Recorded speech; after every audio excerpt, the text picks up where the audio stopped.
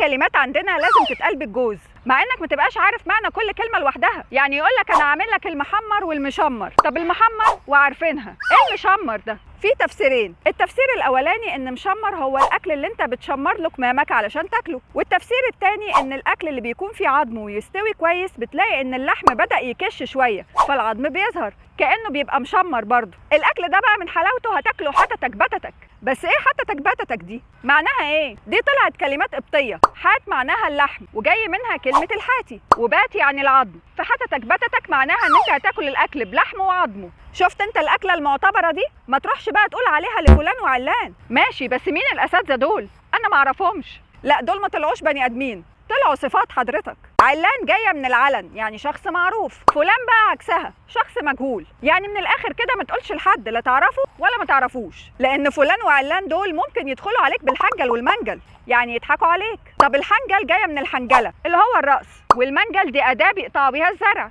ايه علاقتهم ببعض؟ وهيضحك عليك بيهم ازاي؟ ما حدش وضح النقطه دي بقى لحد دلوقتي. بس الاكيد انك لو اتضحك عليك بالحنجل والمنجل انت هتقع في حسبيس.